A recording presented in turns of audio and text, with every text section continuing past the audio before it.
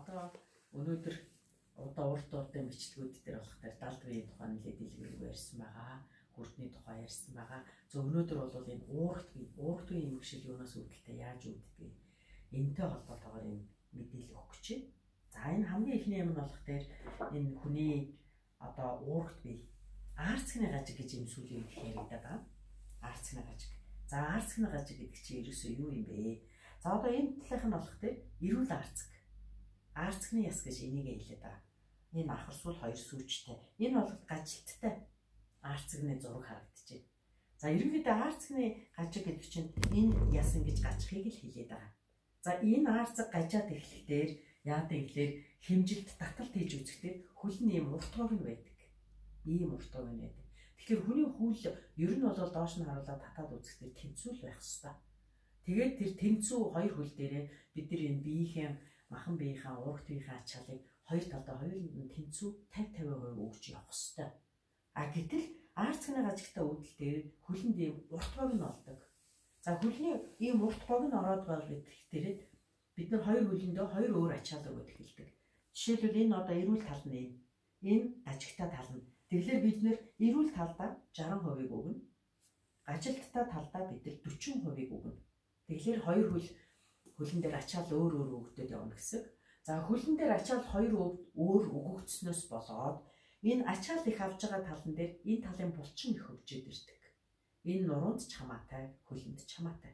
Тэгэхээр ачаал их авж байгаа талын булчин хөгжөөд ирнэ. Тэгвэл хөл бүдүүн нарийн хоёр болно. Ачаал их авж байгаа тал нь бүдүүн болоод ирнэ. Ачаал бага авж байгаа тал нь одоо сул байгаад нарийнхан болоод ирнэ.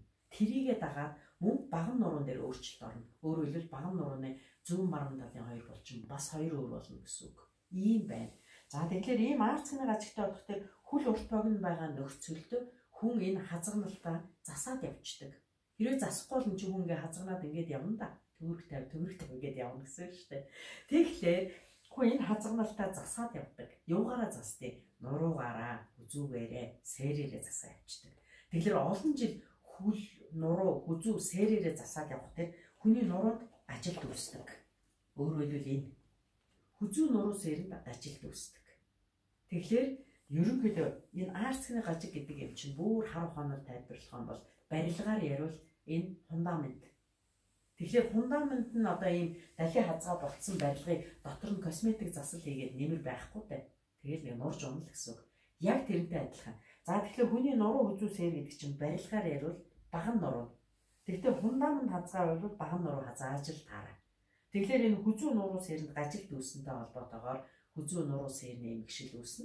Тэгээ ганцхан хүзүү нуруу хүзүү сээр өвдөө зогсохгүй. Яг тэрний харьяатай бас эд эрхтнүүд нөгөө дотор эд эрхтнүүдийн цусан хангамж, энерги хангамж, тунгалгийн систем, хийн суугадч гэдэг юм уу. Энэ сууг шууданууд энд хавчигдана, гажин, нарийсна гэдэг ийм асуудлууд үүснэ. Тэгэхээр ерөнхийдөө уурт бие эмчийн эмгшилийн одоо анхдагч суурь нь юу юм? Сэтгэл биеэс гадна энэ арцг гэдэг юм байдаг байх нь байна. Тэгээд энэ баган нуруу буруу яс мод гэж юм байх нь байна. Тэгэхээр энэ уурт биеийн эрүүл байх их үндэс энэ арцг бүр бүтэн байх фундамент. Яс мод нь зөв голдролтой байдаг байх. За одоо тэгэхээр монголчууд нэг арцг нурууны бариа засал гэж зүйл их мэддэг ярьдаг. Тийм бариач нар ч олон болцсон байгаа. Энэ бол айгүй тийм үр дүн сайтай, маш сайн одоо бариа заслын нэг арга юм шүү. Би өөрөө энийг хийдэг. За тэгэхээр энэ арцгийг засчээж дараа нь энэ нуруу хүзүү сэр чинь тэгшэрнэ. За нуруу өгдөл эхлэхдээ чинь энэ одоо ээл нуруунд дээр суулдаг бол тэгэхээр ууц нуруу, суудлын мэдрэл гэж бүхс бөөр, давсаг бөөр эмгтээчүүдтэй холбоотой асуудал үүсээд байна. За одоо уламжлалынхаа нэг сав хазаасан гэж манайхан ч гэсэн сав хазаацсан байна гээл нэг ярьцгаагаад байдаг. Тэр сав хазаалт чи юунаас үүдэлтэй гэхээр энэ савчаа хазаачаад байна. Тэгэхээр энэ хаарцагны хазгаа ёсон дотор байгаа эд эрхтнүүд бүгд хазаад байна. Тэгэхээр нөгөө өндөгчтэй холбоотой өрсвөл менстрац хэрэгтэй өвдөх хоног хугацаанд тогтмол биш байх, савны гадуур орох чиглэлцэхгүй байх гэдэг энэ бүгд энэтэй холбоотой шүү. Тэгэхээр энийг засах хэрэгтэй. Энэ засаж ээж савны хазаалт засарна. Тэгжээс нөгөө сарын хэрийн эрхийн эдлүү бодлам чинь тэр чин засардیں۔ Нуруунуу засарж ээж нуруутай холбоотой асуудал үүсэхгүй ийм болдог. Тэгэхээр нурууны ийм ажилттай холбоотойгоор ийм ажилтууд үүсдэг байх нь. Нөгөө хөлөө мөрийн хазгаа яваад өөрийгөө засаж явсантай холбоотой ийм ажилтууд үүсдэг. Тэгэхээр энийг засах ёстой. Хүн өгшөрхтээр ингээд нөгөө нуруу хазаа нөгөө түүхэн сүүжин нөгдөөл мөрөн нөгдөөл одоо элдв одоо эмгэгчлүүд үүсээд байгаа нь ерөнхийдөө энэ нөгөө аарцхан гажигтай болох тэр энэ гажилтаага нуруу үзүүс ирээрээ зассаараа төгшрөөд ирэх дээрээ энэ эмгэгшил болж байгаа нь тэр шиштэй. За ерөнхийдөө аарцхан гажиг гэдэг юм яг хуу залуу зандан байхад бол мэддэхгүй л дээ. Төгшрөөд нас ахаад ирэх дээр мэддэгддэг.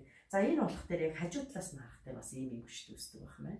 Хажуу талаас нь тэр ийм эмгэгчд үүсээд ирэх дээр л хүн одоо нэлээд өөрчлөлтөнд явдал судалт өөр болно, гიშгэлт өөр болно, хоёр үл нь ачаал өөр өгнө гэдэг ийм янз бүрийн байраар эмгэгчд үүсдэг байх нь шүү.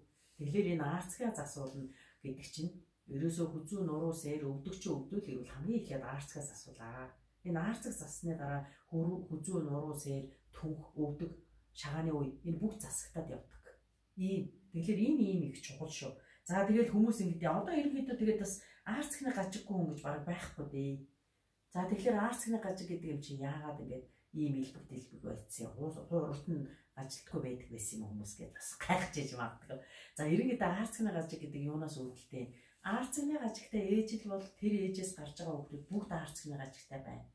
За аарцгны гажиг гэдэг юм юунаас үүдэлтэй байдаг лээ. Дээр үед монголчууд ер нь яаж төрөлтийг буруу удирцсан та их холбоотой байна аарцгны гажил. Яагаад гэвэл дээр үед бид нар яаж төрдөг гэсэн нэг арга гэдэг байдаг ш аргалт үүдэг. Аргаа ингэж тэрвэрт суужгаад суугаагаараа бид нар төрөлт явагддаг байсан. Өөрөөр хэлбэл дэлхийн татгуурчин дээр нураг татагдаж ингэж төрдөг байсан гэсэн үг. Энэ зөв төрөлт. Одоо тэгсэн чи яасан гэж ингээ хөндлөн орон дээр хэвдүүлчихдэг. Тэгээд гарахгүй байвал дээрээс нь ингээд дараад түлхдэг. Айсгал доороос нь татаад гултчаад ингээд хүчээр гаргачих. Өөрөөр хэлбэл энэ дээрээс нь дарж байгаа, татж байгаа, гулдчихж байгаа энэ нөхцөл байдалд аарцгны гажиг гэдэг юм үүсдэг юм аа. Энтэй холбоотой аарцгны гажиг гэдэг юм их болцсон. Тэгэхээр аарцгны гажиг гэдгийг одоо бол яг үнэндээ амгаахын засахгүй байгаа. Амгаахын ер нь засаж чадахгүй байгаа. За нуруу үзүүсээр өвдгөн дээр ч гэсэн ялгаагүй. Ер нь гадны биетэл бол гантны биет байдаг шүү. Хүмүүс үеийн үед одоо түнхээс олуулж энэ өвдгөөс олж уулж өдрөний үе гэдэг. Энэ бол үнэхээр аргаа барсан арга. За тэгэхээр аарцгны гажиг гэдэг юмыг засахгүй байгаагээ би түрүү хэлсэн шүү дээ. Одоо ийм байгаа юмыг одоо энэ орчин үеийн шинжлэх ухаан хөгжсөн тэр Европ хаач энэ хөгжилтэй газруудад энийг засч чадахгүй болохоор яаж аргацээж яах гэж хөлдөн ивэс хийж өгдөг. Хөлдөн л ивэс өгч өгч. Энэ бол зүгээр нэг аргацаасаа хэрэг. Яг уу гэхдээ энэ дутуу байгаагаа ивэс хийж нөхснөөр яг нуруугаа хазаахгүй тэгшлэхгүй тэрийг аргашуулахгүй явах боломжтой л доо. Тэгтээ аарцгнуурын барайцлал энэ аарцгны гажгийг буюу энэ хөлийг тэгшгэн болгодог. Намайг дагаж уншиж байгаа хүмүүс бүгдээрээ харж байгаа. Би баахан хөлгийн зураг тавьсан гэдэг ш. Нэг урт богино тэгээ зассан хөлний юунууд тавьсан байдаг. Зарим нь ойлгодгүй, зарим нь бол мэддэг хөлөө тэгшлүүл яа гэдэг. За тэгэхээр энэ аарцгны гажилттай ийм хүмүүс өөрсдөө яаж мэдэх юм тэгэхээр хүмүүс энэ аарцгны гажиггүй талаараа илүү унтдээ. Энэ талаараа унтаж чадахгүй. Энэ тал нь эвгүй байна, тухгүй байна. Тэгэхээр хүн нэг талаараа л унтаад байна. Энэ анхны шинж тэмдэг. За дээрээс нь одоо аарцгны гажигтай бол тэр хэвтэр тийм өөр байхаас гадна одоо эмэгтэй хүн жишээлбэл хүүхд мөхтөө хөхөөсөн бол хүүхд том жижиг байна. Гэхээс гих мэдчлээ. Янз бүрийн болно. Тэгээ хөл урт богино бүдүүн нарийн ингээл нуруунд өөрчлөлт орно гэдэг ийм юм байдаг. Тэгэхээр энэ аарцгны гажиг гэдэг юм их засах ёстой шүү. За тэгээ хүмүүс ингээл тэгдээ сав хазаалтаа цаваа бариулъя. Толгоо өвддөг тарихт орчихсон байна. Толгоогоо бариулъя. Ерөөсөө юмыг тэгж нэг ганцаар нь хийж болдгоо маа. Ерөнхийдөө чиний яагаад толгой чи өвдөд байгаа? Яагаад бол аарцгны гажиг чинь гажилттай байна. Тэгэхээр чи хүзүүс эрээгээр тэрийг засаад явцсан байгаа байхгүй юу? Тэгэхээр хүзүүс эрэнд чи өөрчлөлт орчоод байна. Тэгэхээр цашрхны цусан хангаж мэдрэлээс ов тэнд гацчаад байна, гаччаад байна. Тэгэхээр яг тухайд хүзүүгийн засаад толгойг зөөр болгож болно л доо. Хэсэг хугацааны дараа дахиад өвдөнө. Энийг дахиж өвдөхгүй тулд энэ аарцгийг засаад ирхөө. Энэ аарцгийг засчих. Аарцгийн засаа тэгээд дараагаар нь нуруу үзүүс эрийн бас засаад өгчих. Тэгэхээр чиний толгой дахиж өвдөхөө болно.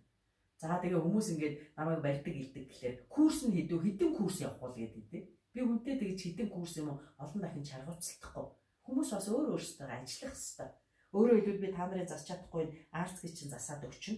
Энэ хүзүү нураас эрий чи бүгдийг засаад өгчин.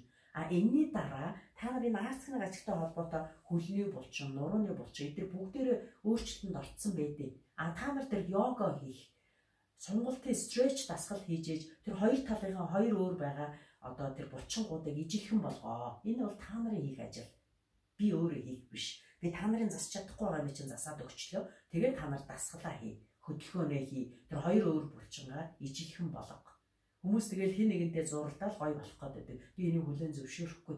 Ягаад гэвэл та нар өөртөө цаг заваа зарчуулж өөрөө энийг засах ёстой.